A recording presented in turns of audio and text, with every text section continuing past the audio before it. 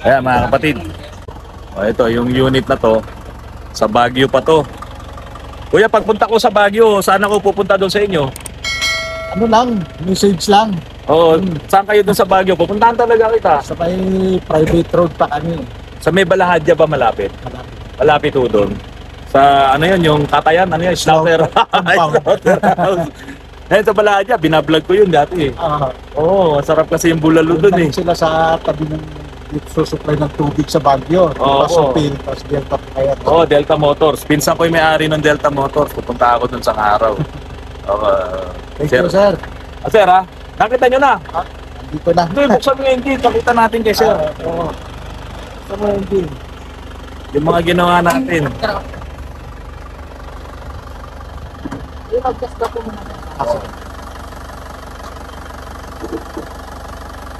So ito na po yung in-overhaul namin yung injection pump.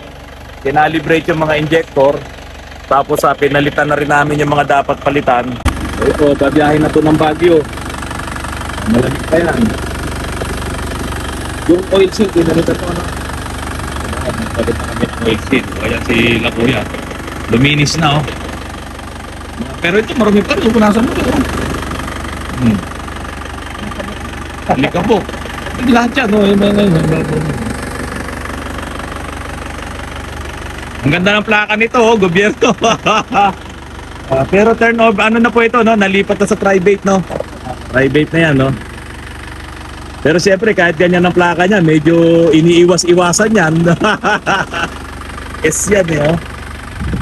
O, i-road test muna. Sige, baba mo na, ano? Christian, baba mo para may road test. Nakama po muna. Kasi medyo mabibigla kayo sa arangkada niyan eh. Ako po muna. Oo.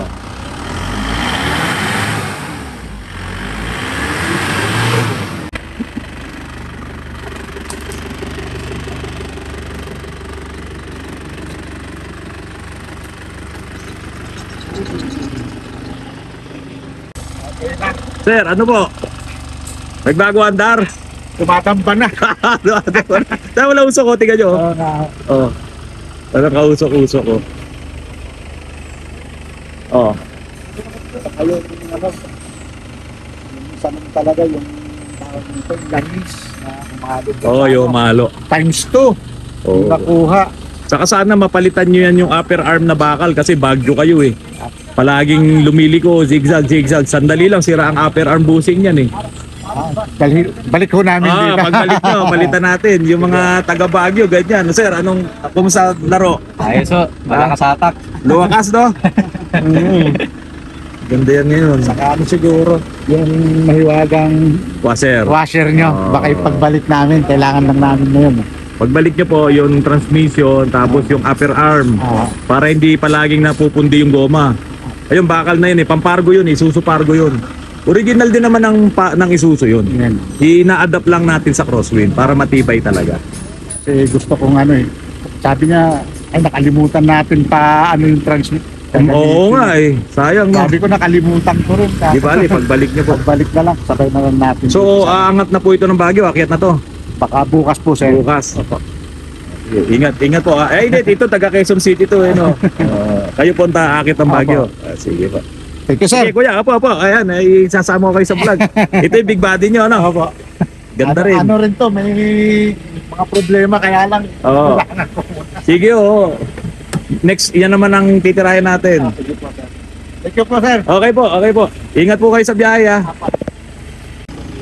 Yan mga kapatid, itong taga Baguio. Babalik na siya sa malamig na lugar. Umalis siya sa bundok, pumunta siya sa bundok din. Dito sa Antipolo. Ayan na, uuwi na sila. Ayan, tayo walang kausok-usok oh. Yan hindi nagabubuga ng maitim na usok. So pagdating sa pollution, wala siyang idinudulot na pollution. O, tignan nyo, walang kausok-usok oh.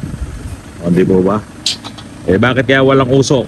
Siyempre, kinalibrate natin yung injectors, nilinis ang injection pump. At siyempre, at tanggalin yung nagpapausok. Patayin yung nagpapausok. Yan. Bye-bye!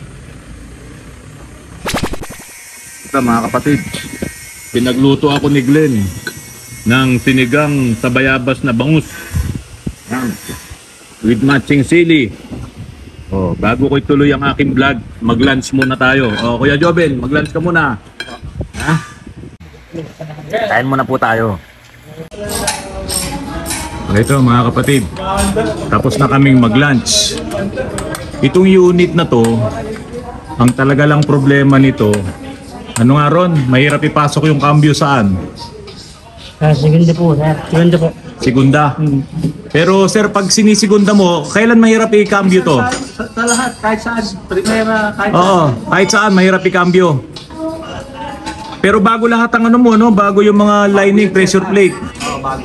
Kaso hindi nagpalit ng ano, pilot bearing. Yan nga po yung sinasabi natin. Ito yung main drive. Yan, umiikot yan. Ngayon, kapag hindi ka na, pag ikaw ay magkakambyo, pakan mo yung clutch, tutulak yung ano, yung fork, ipe-press niya yung pressure plate para rumilis yung ano, yung clutch lining. So since yun ay yung clutch lining kasi nakaipit yan sa pressure plate saka sa flywheel eh. Tapos nakakabit siya dito sa mga spline. Dahil kumakambyo ka na, hindi na siya iikot, makakapasok ka ng kambyo kasi hindi ito umiikot. Basta ito umiikot, hindi ka makakapagkambyo. So pag inaapakan mo yung clutch, bibito yung clutch lining doon sa flywheel, so hindi siya iikot. Makakapagkambyo ka kasi hindi nga ito umiikot. Ayan, so ito nakapasok to, ganyan oh. Ayan. Tapos assuming ito yung flywheel, umiikot yung flywheel eh. Doon sa flywheel sa gitna, nandoon naman yung pilot. So para makakambyo ka, ang gagawin, apakan mo yung clutch. Itutulak ngayon yung pressure plate. Lalayo ngayon yung pressure plate dito, yung pinaka-plate, lalayo. Kaya ito, hihinto ito. Kasi nga, nakabitaw na siya eh. Saka ka palang makakakambyo. Pero kung stock up yung pilot bearing mo na nandito, umiikot yung flywheel mo, umiikot din yung loob ng bearing. Dinadami niya to, hindi ka makakakambyo. Para makakambyo ka, hinto mo muna. Hinto mo muna yun, no, para makakambyo ka. Tapos iingay pa yun, minsan krrrr. Pinipersa mo eh. So yun yung sinasabi ko. Ito ang pinakamurang pyesa dito, yung pilot bearing. Kapag yun ang pinakamura, yun yung pinakamadaling masira. Kaya yung ibang model, hindi na gumagamit ng bearing. Yung mga Nissan Navara bushing. Bushing yun. Kaya walang bearing na papalitan. So hindi siya nakaka-experience ng ganong problema na minsan mahirap ikambyo. Yun nga lang, dahil po sa ito yung problema niya, nasilip namin yung ano, yung collar gasket. Kaya ngayon, binababa na po. Para magpapalit naman din kami ng collar gasket. Ayan o. Original, Isuzu. Palit tayo ng collar gasket. Kasi para isang trabaho lang, sayang, magagasosan ka na naman. Pag pinalitan mo yan, babaan na naman ng transmission, another gasos na naman. So ito, pinagawa na rin ni Sir, palitan natin ang collar gasket. Ayan mga kapatid, binabana ni Ron yung crankcase. Magpapalit kami ng collar gasket. Pero bago mo maibabayan, marami kang kakalasin. Siyempre, una na yung transmission. Sumunod mo yung clutch assembly, tapos yung flywheel. Pagkababa mo ng flywheel, kakalasin mo na yung mga tornilyo nito. Uunahin mo yung takip ng oil pan para maluwagan mo yung tornilyo dun sa loob. Tapos yan, lilinisin. Saka maglalagay ng collar. Ayan, malinis na. Natanggal na yung mga dating silicone. Ito meron pa rin. Ano na lang, sir, lilihain na lang po. Lilihain na lang. Tapos yan din. Tapos dito ikakabit yung collar. Saka doon sa kabila. Isang maliit, isang malaki no? Okay. Diretso ko po, sir. Para hindi po mahulog. Okay, oo. So ito mga kapatid, delikado rin to. Kapag ka ito ay marumi, walang maihigop na langis eh. Kaya ito dinadamay na rin to sa nililinis. Ayun oh. Gasa mo na rin to ano. Ayan, dumi oh. So pag ito nagbara, hindi rin makakaakyat yung langis doon sa oil filter. Ito yung bomba eh. Ito po, bagong repaste na rin ng flywheel. Kaya mga kapatid, narito ako sa tabi ng unit. Ang maganda kasi talaga sa double wishbone suspension, napaka-stable niyan. Kahit na malaki ang mga gulong mo, kapag ito ay ginamit mo, kahit tumatakbo ka ng mabilis, dahil sa laki din ng kanyang coil spring, hindi naman siya ganun katigas. Hindi siya basta-basta nagwo-wobble. Hindi siya basta-basta nagwiwiggle. Napaka-stable. Tapos ito nga po, ginawa pa nating rack and pinion. Kaya napakaganda po ng laro nito. Ito yung ginagawa naming bagong 4x2. Ito po yung kanyang suspension. Ayan. Double wishbone suspension. Lahat po ng pyesa nito, lalong-lalo na yung mga shafting na yan, lahat po yan bago. Ayan. Bago po lahat yan. Upper and lower. Pati po yung aming rotor, bago po lahat.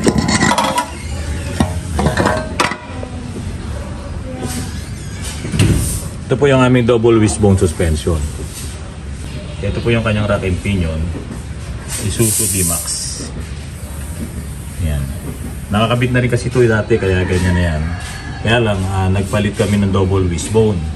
Kasi nga po, gagamitin to sa farm ni Sir Billy. Yan, si Sir Billy po may-ari nito. So ngayon yan, bago na rin lahat yung aming mga ball joints, lahat 555. Pati yung mga shafting yan sa suspension arm. So ganyan pong katibay itong aming double wishbone. Ito naman po yung kanyang coil spring. Yan, mataba yan, no? Tapos double wishbone nga po ito. Isuzu naman to na original. Yan. Kinakabit na ni Engineer Tolitz. Sagot niya yan eh. Lahat yan. Bago yan yung ball joint. Ako sir, bago po. Ayan, bago ball joint to. 555 lahat. Ako sir. Maselan may-ari nito. Japan. Oh, Japan yan. Tapos lahat ng shafting natin, bago rin, no? Ako, 555 din. So ito, Isuzu pa rin yan yung pangilalim. Yun nga lang, dahil gusto kong mas maganda yung likod, ang likod po niya ay Pajero. O ayan po, Pajero po ito. Disc brake. Oh. 4.8 ang kanyang ratio kasi magpapalit din naman to ng malaking gulong. So ayan na po, nakakabit na to. Itong ating disc brake. LSD rin po ito, LSD. Ikakabit ni Engineer Tolitz yung coil spring. Okay. Oh, diba? So bago naman namin to i-release dito sa Autorams, papalitan namin to ng bagong pyesa. Ayan. Si Engineer Tolitz. Yun, no? Tapos po naman. Iba lang talaga ang design ng ano nito, no, ng ball joint, no. Sa crosswind nakatingala, no. Nakabaligtad dito, hindi, oh. Kaya ito napakatibay talaga eh. Iba yung design niya, eh. Ayan, nakit. Okay. Nakabit na. Ganyan po katibay. Ganyan katibay yung ano, yung double wishbone natin. Saka talagang may nakukuha pa tayo yung mga bagong pyesa. Ayan, bago po lahat yan. Ang pinaka-conversion lang naman po talaga nito, yung in-adapt namin sa chassis. Yan. Pero napakatibay naman po niyan. So ang dito, ang nangyari, lalong tumibay yung chassis, di ba? Engineer? Di ba? Lalong tumibay yung chassis niyan. Biro mo yung nilagay mo. Ito rito sa ano, connected pa rin sa Oh, tapos yung cross member mo na doble. Meron ka na yung original na cross member, meron ka pa doon. Okay, bababa ngayon. O, ayan na. Dahil nga po Sabado ngayon, talagang punong-puno kami. Naku, pag Sabado, hindi kami magkamayaw dito. Pero siyempre, kailangan matapos din yung ibang mga nakapending. Ito kay Sir Billy. Ito naman kay Sir Ren, napilitan siyang magpalit ng collar gasket. Wala na eh. Lakas na ng tagas eh. Dapat yung hindi lang pagkambyo. Kaso, nung binaba yung transmission, nakita, sumisirit yung langis eh. Malakas yung tagas. So wala tayong way na pwedeng gawin kung hindi ayusin. Ito namang isa, ayan, kinondisyon na namin ng gusto. Kasi ano to eh, kunyari, ano yun, no? NCRPO. O ayan, yung pulis natin, batang-bata. Akala ko kanina estudyante lang pulis na pala yung kausap ko. O ayan ito yung unit niya Ililip din natin yan. Humahawak kasi siya sa matataas dito, kaya madadamay siya sa sa sumpa. O ayan. Dito naman, pinalitan natin to ng headlight. Meron ako dito sa shop. Ito po yung mga available nating headlight. Yun nga lang, H4 lang po. Ito po yung H4 natin. Ito po yung available natin dito. Yung knob sight na yan, H4. Ang ganda ng design ngayon ng knob sight Ayan tingnan nyo naman yung electrician ko. Nakagwantes pa ng puti. Parang hindi ko alam bakit puti yung guwantes mo sige, ikabit mo nga yan. Al? Kasya ba? Kasya pa. Bago mo ikabit, pailawin mo muna ha. Patayin ko. Ilawan natin. Uy. Yan yung low. Ito yung high. Low.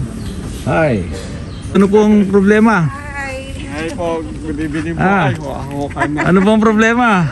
Hindi, tatanong ko lang kung paayos namin kasi ayaw umano ng windshield. Tinesting lang namin po. Windshield. Hindi lang bumalik yung bintana po, pataas po. Magkano kaya kung sakasakali Yung yung mga power window. Project nga ngayon nga, paano power Hindi, baka lang yan. Baka may naipit lang. Sige, papatignan po natin. So mga kapatid, hapon na dito sa amin. So ang maipapakita ko lang munang vlog sa inyo ay yung mga na-edit ko na muna. So yan, ikot muna ako dito. Ang ganda ng ng dapit hapon So itong isang to, mga kapatid, itong isang ginagawa namin dito, mahilig kasi sa music to. So papalitan namin ng ng alternator. Palibasa, mahilig sa sounds yung may-ari. Kaya lang, dahil sa malakas kumain ng kuryente, yung kanyang sound system malakas kumain ng kuryente, pinalitan ko siya ng alternator. Ito papalitan ko siya ng 110 amperes. Ayan, na alternator. So ito yung dati. 60 amperes lang kasi yung yung crosswind. Ilan ba nakalagay dyan? 60 ba? 70? Alam ko 60 lang yan 60 or 70. Ngayon ito 110 amperes yan. Ililipat namin dito. Meron po tayo yan. Ito wala na pong conversion to. Kasi parehas halos yung bracketing yan.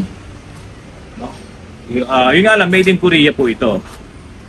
Yung ating alternator. So yan na po yun. Kakabit natin. Kaya ba? Aabot pa ba tayo? Kaya pa yan. Hindi ba kakauwi ito ha? Sige, yun muna mga kapatid. Okay ka na Michael. Okay na yan Ganda na tunog. Walang lagitik Kanina ba may lagitik to? Wala na. Isuso na. Ganda ng tunog Yan ang tunog ng Isuzu, walang lagitik. Solid na solid. Isa muna ako ngayon kasi medyo masama ang pakiramdam ni Chip. Hindi ko muna maisama sa vlog. Pagpahingahin muna natin kasi dito sa amin may pagkakataong malamig, may pagkakataong mainit. Kaya nagbabago yung klima. Si Chip hindi maka-adapt. Siyempre, isang dahilan pa rin yung ayaw tigilan yung paninigarilyo. Yung mga mahilig sa vitamin C. Yan, kaya madaling lagnatin. Wala pa rin yung aming supply ng ng anti-flu. Yung nagsusupply sa amin ng anti-flu vaccine, nasaan ka na po? Expired na yung aming anti-flu vaccine. Kung nasaan ka man po, kung naririnig mo man po ako, sana makarating na po yung ating mga bakuna.